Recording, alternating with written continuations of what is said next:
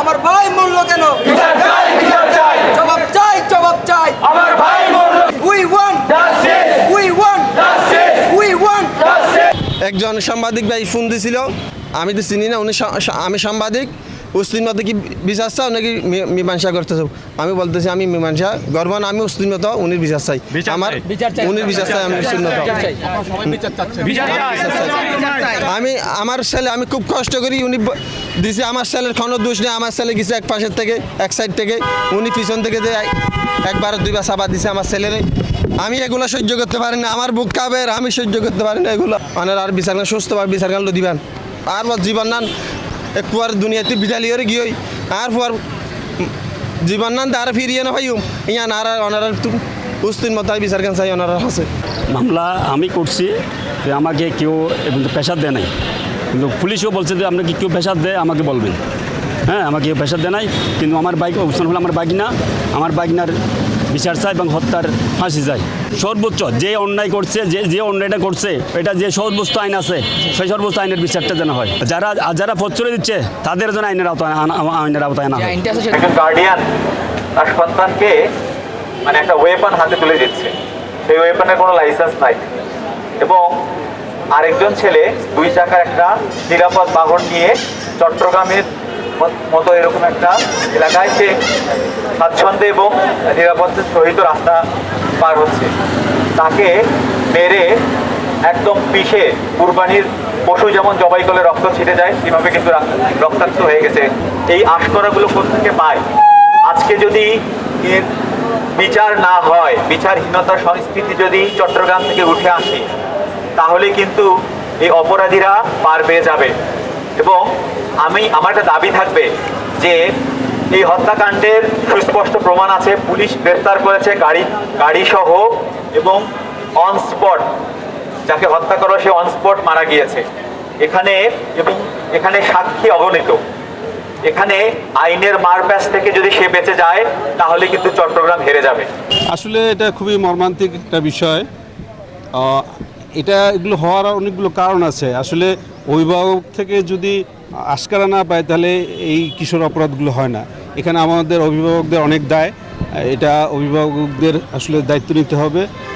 এবং এই ছেলের ইতিপূর্বে আমরা জেনেছি যে অনেক এই ধরনের অকারেন্স তার রেকর্ড আছে, সে ইতিপূর্বে এগুলো করে করে পা পেয়ে গেছে। তো সুতরাং আমরা এই জন্য আজকে এখানে সমবেত হয়েছি যেন এবারে যেন সে কোনোভাবে পা পেতে না পারে, সর্বোচ্চ শাস্তি যেন হয়, এই জন্য আমরা আজকে এখানে সবাই সমবেত হয়েছি। আমার ভাইয়ের ওসমানের হত্যার বিচার চাই, এবং ওই বড় লোকের ছেলের আব্বা বলতেছে আমার ছেলেকে 1 সপ্তাহের মধ্যে ছাড়া নিয়ে যাব। কেন টাকা? আমরা কি গরিব বলি কি আমাদের কোনো বিচার নাই? আমাদের কোনো জীবনের কোনো দাম নাই এই বাংলার মাটিতে? এই যদি বিচার না হয় আরো একটা নতুন একটা আন্দোলন শুরু হবে।